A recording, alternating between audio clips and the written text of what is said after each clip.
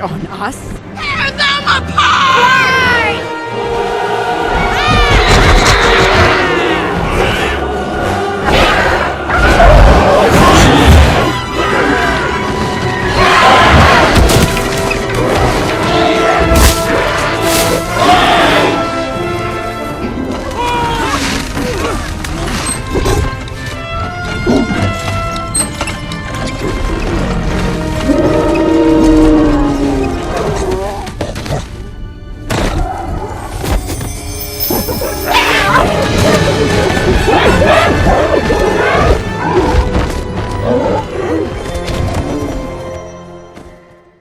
Kamusta kayong lahat? Nandito na naman tayo sa Filipino Chill Recap. At ngayon, pag-uusapan natin ang fantasy adventure, family-friendly film na tinatawag na Oz the Great and Powerful. Maghanda na kayo dahil sa mga spoilers na darating. Sa simula ng kwento, ipinakikita ang isang salamangkero. Hindi siya tunay na salamangkero, pero hinahangaan niya ang mga tao gamit ang kanyang mga pandaraya at mabilis na galaw ng kamay. Gayunpaman, hindi maganda ang kanyang kalagayang pinansyal dahil hindi nagiging matagumpay ang kanyang mga palabas. Ang kanyang pangalan ay Oz. Matapos magtanghal sa isang circo, bumalik siya sa kanyang silid. Doon, nakita niyang papalapit ang isang malakas na lalaki mula sa circo na may balak siyang bugbugin, dahil nagkaroon ng relasyon si Oz sa asawa nito. Nailigtas ni Oz ang sarili niya sa pamamagitan ng pag-akyat sa isang hot air balloon. Lalong nagalit ang malakas na lalaki at sinubukang hilahin ang lubad upang pabagsakin siya. Bago pa niya magawang pababain si Oz, pinutol ni Oz ang lubad. Lumipad ang lobo sa ere, ngunit maya-maya ay nakita ni Oz ang isang napakalaking buhawi sa kanyang harapan, at naipit ang kanyang lobo sa loob nito. Sa mga sandaling iyon, hinarap ni Oz ang napakaraming pagsubok, ngunit nagawa niyang makaligtas sa kapahamakan. Makalipas ang ilang sandali, bumagsak ang kanyang lobo sa isang ilog. Napakaganda ng lugar na iyon. Habang naroon siya, may isang babaeng lumapit at sinabi kay Oz na mas mabuting lumabas siya sa tubig dahil may mga diwata ng tubig sa loob nito. Ang mga diwata ng tubig ay magaganda, ngunit sila ay pilya. Sinabi ni Oz na ang mga diwata ng tubig ay umiiral lamang sa mga kwento. Ilang sandali lang, nagsimulang salakayin siya ng mga diwata ng tubig. Namangha si Oz sa lahat ng kanyang nakita at agad siyang lumabas ng tubig. Tinanong ni Oz ang babae kung ano ang lugar na iyon dahil hindi pa niya kailanman nakita ang ganoong klaseng lugar. Sinabi ng babae na ang pangalan ng lugar ay ang Land of Oz. Nagulat si Oz nang marinig ito at sinabi niya sa babae na Oz din ang kanyang pangalan. Pagkatapos nito, binigyan niya ang babae ng isang bulaklak gamit ang kanyang salamangka. Natuwa ng husto ang babae at sinabi niyang natupad na ang hula ng kanilang hari. Ayon sa hari, balang araw ay may isang napakalakas na salamangkero na bababa mula sa langit upang protektahan sila at siya ang mamumuno sa lugar na iyon. Sinabi ni Oz na ibig bang sabihin nito ay siya ang mamumuno roon at magkakaroon din siya ng sariling palasyo. Sinabi ng babae na oo. Tinanong naman ni Oz kung magkakaroon din siya ng maraming pagkain roon, at sinagot siya ng babae na oo, anumang nais niya ay makukuha niya roon. Ngunit tinanong ng babae kung siya nga ba ay isang salamangkero. Nagsinungaling si Oz at sinabing oo, isa siyang salamangkero. Bigla na lamang may narinig silang maraming nakakatakot na tinig mula sa itaas. Sinabi ng babae kay Oz na kung ayaw niyang maging pagkain ng mga mangkukulam sa kalangitan, kailangan nilang tumakas kaagad. Agad silang tumakbo palayo at nakahanap ng isang tagwan. Hindi sila nakita ng mga sundalo ng mga mangkukulam sa kalangitan kaya umalis din ang mga ito. Tinanong ni Oz ang babae kung sino ang mga iyon. Sumagot ang babae na may isang makalangit na mangkukulam sa lugar na iyon at ang mga nakita nila ay mga sundalo nito. Sinabi ni Oz na hindi niya gusto ang mga mangkukulam. Sinabi ng babae na isa rin siyang mangkukulam, ngunit siya ay mabuti ang puso. Sinabi ni Oz na hindi iyon maaaring totoo dahil kung mangkukulam siya, nasaan ang kanyang walis? Nagulat ang babae at tinanong kung ano ang silbi ng walis para sa isang mangkukulam. Sinabi ni Oz na gamit ang walis, maaaring lumipad ang isang mangkukulam. Hindi talaga naunawaan ng babae, na ang pangalan ay Theodora, ang sinasabi ni Oz. Tinanong ni Oz si Theodora kung gaano kapanganib ang makalangit na mangkukulam. Sinabi ng babae na ito ay napakadelikado. Pinatay ng mangkukulam ang kanyang ama sa pamamagitan ng paglalason. Ang kanyang ama ang kanilang hari, at ginawa iyon ng mangkukulam dahil nais nitong maging reyna. Dahil dito, pinalayas ng kanyang nakatatandang kapatid ang mangkukulam mula sa kaharian. Sinabi ni Theodora na hinihintay rin siya ng kanyang nakatatandang kapatid. Ngunit si Oz ay tila hindi talaga nauunawaan ang mga nangyayari roon, pero tinatanggap na lamang niya ang lahat ng kanyang nakikita. Nagsimulang makipaglandian si Oz kay Theodora dahil ganoon talaga ang kanyang ugali. Nagsayaw siya kasama nito at hinalikan pa siya. Sinabi ni Theodora na hindi niya akalaing makikilala niya si Oz at marahil ang kanyang kapalaran ay nakalaan talaga para sa kanya. Sa katotohanan, nagsimula nang umibig si Theodora kay Oz. Sinabi ni Oz na ganoon din ang kanyang nararamdaman. Sa totoo lang, hindi naman mahal ni Oz si Theodora, ngunit sinabi pa rin niya iyon. Habang papunta sila sa kanilang kaharian, may nakita silang isang lumilipad na unggoy na naipit sa mga ugat ng puno. Humingi ng tulong ang unggoy. Sinabi ni Theodora kay Oz na tulungan niya ang unggoy. Lumapit si Oz at sinimulang putulin ang mga ugat na gumagapos sa unggoy. Sinabi ni Oz sa unggoy na hindi nito kailangang matakot sa mga ugat. Sumagot ang unggoy na hindi siya takot sa mga iyon at sinabi kay Oz na tumingin siya sa likuran. Nang lumingon si Oz, nakita niya ang isang napakalaking leon na papatakbo patungo sa kanya. Ngunit bago pa siya atakihin ng leon, lumikha si Oz ng isang makulay na pagsabog gamit ang kanyang salamangka. Natakot ang leon at tumakbo palayo. Namangha sina Theodora at ang lumilipad na unggoy sa kanilang nakita. Sinabi nilang dalawa na si Oz ay isang dakilang salamangkero. Sinabi ng unggoy kay Oz na may utang siyang buhay sa kanya kaya nanumpa siyang magiging alipin niya habang buhay at palaging susunod sa kanyang mga utos. Sinabi ni Oz sa unggoy na hindi niya kailangan ang kanyang serbisyo, ngunit labis na humanga ang unggoy sa salamangka ni Oz. Inakala niyang si Oz ang salamangkero na tinutukoy sa hula.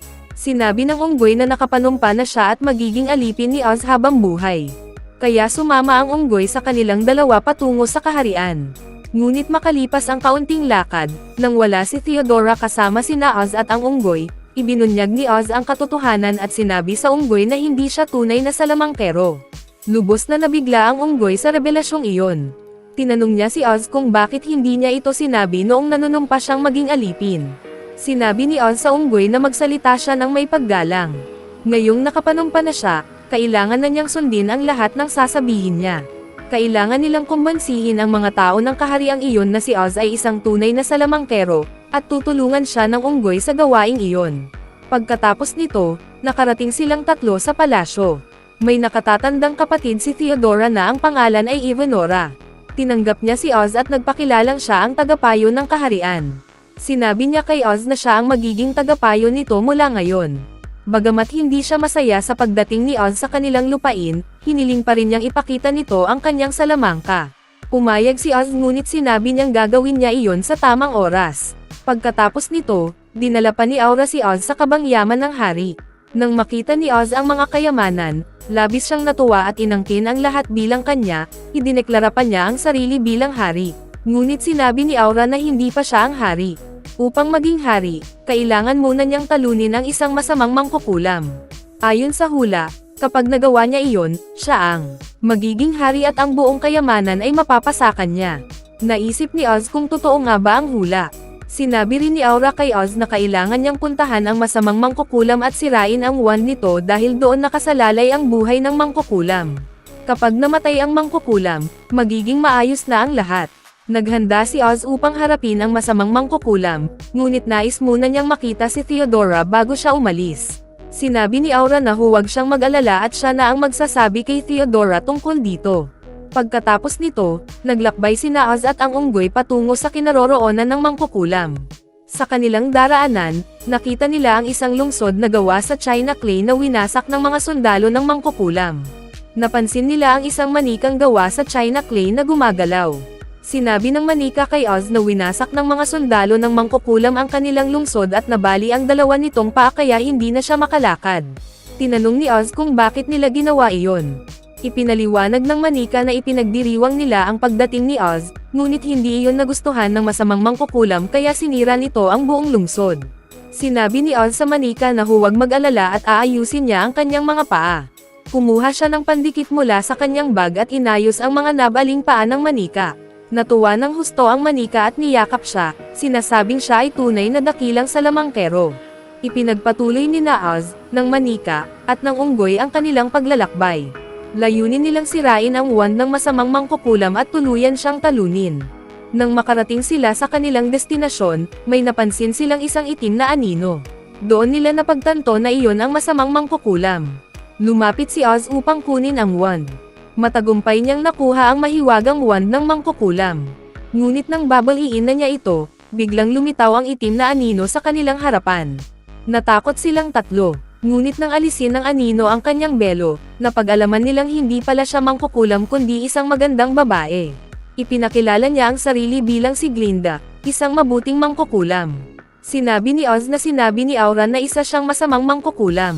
Ipinaliwanag ni Glinda na hindi siya masama at si Aura mismo ang may kasalanan. Si Aura ang nagbintang kay Glinda sa pagkalason sa kanilang hari at siya rin ang nagudyok kay Theodora na magalit at kumampi laban kay Glinda. Naniniwala si Theodora na si Glinda ang masamang mangkukulam, ngunit sa totoo, si Even Aura ang tunay na masamang mangkukulam. Samantala, pinapanood ni Even Aura ang lahat gamit ang kanyang kristal na bola at nagalit ng husto. Tinanong niya si Glinda kung hanggang kailan siya makakaiwas sa kanya. Sa mga sandaling iyon, dumating si Theodora at tinanong si Even Aura, "Nakita mo ba si Oz?"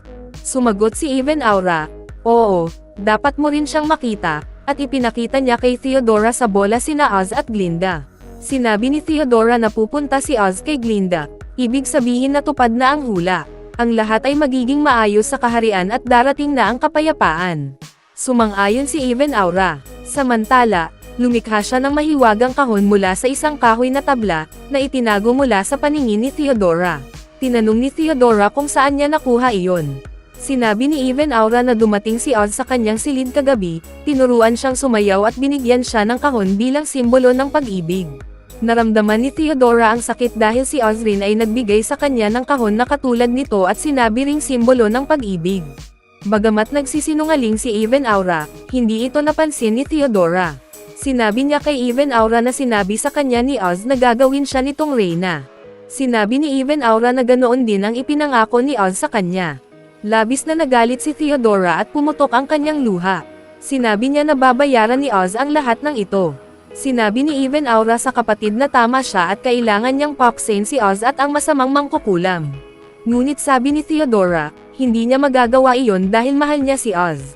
Sinabi ni Even Aura na kalimutan ang pag-ibig at maghiganti kay Oz. Idinagdag niya na tutulungan niya si Theodora sa kanyang paghihiganti.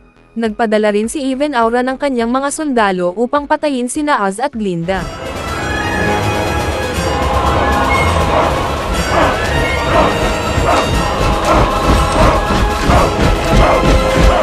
Dumating sila at inatake sina Oz at Glinda, ngunit nagawa nilang makatakas kasama ang unggoy at ang China doll, at nakarating sila sa isang lugar kung saan maraming kakampi si Oz. Dito, binigyan ni Even Aura si Theodora ng isang berdeng mansanas at sinabi na ang pagkain nito ay babaguhin ang kanyang buong buhay at pagkatapos nito, siya at si Even Aura ang mamumuno sa kaharian. Nang kainin ni Theodora ang mansanas, napagtanto niya na hindi si Glinda ang masamang mangkukulam kundi siya mismo. Sinabi ni Even Aura, "Oo, ako ang masamang mangkukulam." Ipinaliwanag niya kay Theodora na ngayon ay pinalaya niya ang sarili mula sa kulungan ng kabutihan at malapit na ring dumating ang kapangyarihan ng masamang mangkukulam sa kanya. Sa susunod na sandali, nagbago si Theodora, ang kanyang ganda ay naging pangit, at sinabi niya na paghihigantihan niya si Oz. Nawala ang kanyang habag at nais na niya ngayong maghiganti kay Oz at Glinda sa anumang paraan, kaya umalis siya upang isakatuparan ang kanyang layunin. Sa totoo, ang buong lungsod ay nasa loob ng protektadong pader, at lahat ay nasa loob nito.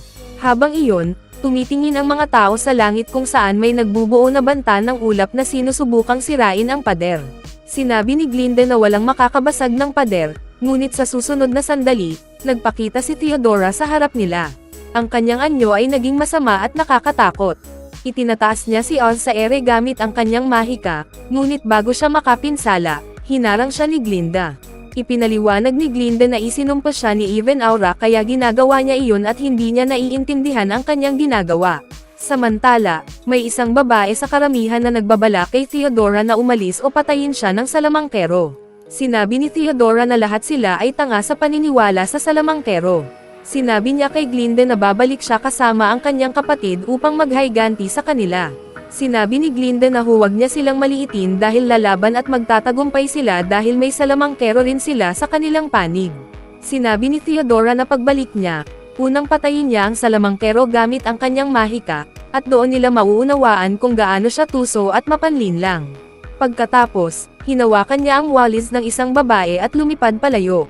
Habang naghahanda na umalis si Oz, sinubukan siyang pigilan ni Glinda, ngunit ayaw na niyang manatili. Sinabi niya na dati may isang masamang mangkukulam, ngunit ngayon may dalawa na at ang pangalawa ay uhaw sa kanyang dugo.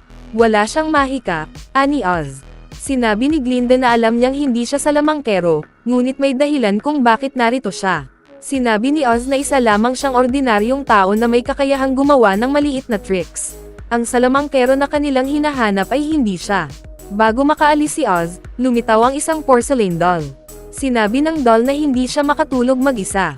Sinabi ni Glinda na siya ang tutulong sa doll na makatulog. Sinabi ng doll na dati siya ang pinapatulog ng kanyang ama, ngunit sa totoo, namatay na ang buong pamilya ng doll at nais niyang patulugin siya ni Oz. Ilagay ni Oz ang doll sa kanyang kama, at tinanong siya kung matutupad niya ang hiling nito. Sinabi ni Oz na hindi niya kayang tuparin iyon. Sinabi ng doll na kung buhay pa ang kanilang dating hari, siya ay matutupad ang hiling niya at maibabalik ang kanyang pamilya. Sinabi ni Oz na hindi siya ganoong salamangkero, at sa mundong kanyang kinagiznan, walang totoong salamangkero. Ngunit may isang tao na si Thomas, isang siyentipiko, na tinitingala ng marami na parang salamangkero. Tinanong ng doll kung tinutupad ni Thomas ang kanyang mga hiling.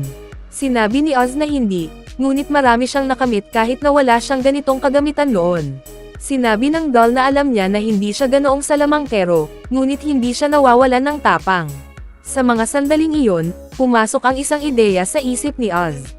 Agad siyang pumunta kay Glinda at sinabi na may natuklasan siyang paraan. Ibinigay niya kay Glinda ang isang aklat ng salamangka. Sinabi ni Oz na hindi siya tunay na salamangkero, ngunit kaya niyang magsagawa ng mga magic tricks. Lilikha siya ng palabas na palaging tatandaan ng mga tao, ngunit kakailanganin niya ang tulong ng maraming tao para magawa iyon. Pagkatapos nito, pumunta si Oz sa mga manggagawa at ipinakita sa kanila ang isang sketch. Sinabi niya na kailangan nilang gumawa ng makina na kayang lumikha ng mga imahe sa hangin. Kasabay nito, gumawa rin sila ng maraming iba pang bagay. Tinuruan pa ni Oz ang mga ito kung paano gumawa ng mga pampasabog. Dumating ang araw ng pag-atake sa palasyo. Naroon si Theodora at ang kanyang kapatid, pati na rin ang lahat ng tao. Pinapanood sila ni Oz at Theodora. Sa mga sandaling iyon, lumitaw ang maraming ulap ng usok kaya hindi na sila makakita ng anuman. Sunod-sunod na lumitaw ang maraming anino mula sa mga ulap. Nagpadala rin si Even Aura ng kanyang mga lumilipad na sundalo upang patayin silang lahat. Ngunit nang makarating ang mga sundalo, napagtanto nilang wala namang tao roon, lahat iyon ay ilusyon lamang. Sa katotohanan, may mga taong gawa sa kahoy na hinihila ng makina, at ang mga bulaklak sa hardin ay napakasama at nakakalason. Kaya nang dumating ang mga sundalo ni Even Aura, lahat sila ay nahulog sa malalim na tulog dahil sa mga bulaklak. Ngunit dalawa sa mga sundalo ni Even Aura ay nahuli si Glinda at lumipad patungo sa palasyo. Nahulog ang wand ni Glinda at sinusubukang kunin ni Even Aura, ngunit bago niya ito maabot, kinuha ito ng porcelain doll. Dinala ng doll ang wand patungo sa palasyo upang maibalik kay Glinda. Samantala, ipinakita si Oz na lumilipad gamit ang isang malaking lobo at narating ang itaas ng palasyo kung saan naroon ang kayamanan. Pinuno ni Oz ang lobo ng maraming kayamanan at umalis mula roon. Nasaksihan ito ni Even Aura at ng iba. Si Glinda naman ay nakatali sa lupa ni Even Aura. Sinabi ni Even Aura kay Glinda na tignan niya, ang salamangkero na itinuturing niyang dakila ay tumatakas na. Nagsabog si Theodora ng isang bola ng apoy gamit ang kanyang mahika, dahilan upang pumutok ang lobo at mahulog ang buong lobo. Akala ng lahat na patay na si Oz kaya labis ang kalungkutan. Sinabi ni Even Aura na mali ang hula ng manghuhula at patay na ang salamangkero ni Glinda. Labis na nalungkot ang Flying Monkey, kaibigan ni Oz, at nagsimulang umiyak. Ngunit sa susunod na sandali, may isang lalaki na lumitaw sa harap ng unggoy, si Oz mismo, na nag-disguise. Sa katotohanan, hindi siya kailanman nasa loob ng lobo. Sinabi ni Oz na panahon na upang ipakita ang tunay na mahika. Parehong handa na sina Even Aura at Theodora na patayin si Glinda. Ngunit sa lugar kung saan bumagsak ang lobo, naganap ang isang makapangyarihang pagsabog. Sa usok nito, lumitaw ang isang napakalaking tao, si Oz. Sinabi niya, akala nyo kayang talunin ninyo ako. Ako ay isang dakilang salamangkero at ngayon, sisirain ko kayong lahat. Lahat ng naroon ay natakot. Sinabi ni Oz sa mga tao ng Oz na huwag siyang katakutin, hindi niya sila saktan. Nag-utos si Even Aura sa kanyang mga sundalo na patayin siya, pero hindi apektado. Si Oz dahil nakaupo siya sa loob ng makina at ang nakikita nila ay ilusyon lamang. Nang makita ng mga sundalo ni Even Aura na hindi naapektuhan ang ilusyon ni Oz, lahat sila ay tumakas sa takot. Sinabi ni Oz na ngayon ay huhugutin niya ang mga bituin mula sa langit at sasabog ang mga ito upang sirain sila. Nagsimula ang mga fairy works sa langit, isang bagay na hindi alam ng mga tao roon. Nang makita ito ni Even Aura, labis siyang natakot at tumakas. Ngunit nanatili si Theodora at sinabi kay Oz na kahit hindi niya siya matalo, papatayin niya ang taong mahal niya. Bago pa niya matapik si Glinda, ibinigay ng porcelain doll kay Glinda ang kanyang wand. Nang makita si Theodora ito, nawawala si Glinda sa harap niya. Pagkatapos nito, nagpakawala si Theodora ng mga fireball patungo kay Oz, ngunit tumama lamang ito sa ulap ng usok kaya walang nangyari. Nang ipadala ang nakatagong pampasabog na rocket patungo kay Theodora, natakot siya at nagsimulang tumakbo.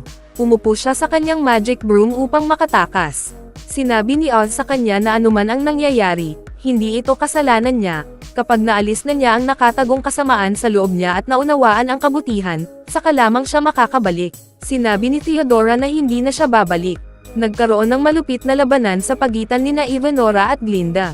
Nagsimula ang matinding laban. Suot ni Even Aura ang isang berdeng kwintas, ngunit winasak ito ni Glinda, kaya nawala lahat ng mahika ni Evanora at naipakita ang tunay niyang nakakatakot na anyo. Tinapon ni Glinda si Evanora gamit ang kanyang wand, at dinala siya palayo ng mga lumilipad na sundalo ni Theodora. Sa ganitong paraan, napalaya ang kaharian mula sa pananakop ng dalawang kapatid. Sinabi ni Oz na ang lihim tungkol sa kanyang pagkamatay ay hindi dapat ipaalam, dapat paniwalaan ng lahat na inialay niya ang kanyang buhay para sa kanila. Dahil balang araw, babalik ang dalawang mangkukulam at kakailanganin muli ang mga makina. Pagkatapos nito, namahaji si Oz ng mga regalo sa mga tao. Kinausap niya ang China doll at sinabi na kahit hindi niya maibigay ang gusto nito, ibinibigay niya ang kanyang mga kaibigan bilang pamilya mula ngayon. Labis na natuwa ang doll. Sa huli, dinala ni Oz si Glinda sa likod ng tabing at sinabi na ginawa siyang mas mabuting tao at nais niyang ipahayag ang kanyang pasasalamat. Hinalikan niya si Glinda, at dito nagtatapos ang kwento. Bago tayo magtapos ay isa-shoutout muna natin si Juliet Delta, Dark Nero, Romnick Bognot, Michelle Mea Montverdi, Jamil Pagalanan, Mugli TV English, Brenda Lee Marcelo from Valenzuela City, Gabriel Ramirez from Balanti Basi Samar, Jesny Vergara from PUV Corpus Masbate City, John G. Joseph Lee from Calamba Laguna, Lexus Mapagmahal from Samar, at Margie Bautista from Dasma Dakila Eagles Club. Mag-subscribe na kung hindi ka pa nakasubscribe, pindutin na rin ang notification bell at like button para sa marami pang movie recap katulad nito, at mag-iwan ng comment down below.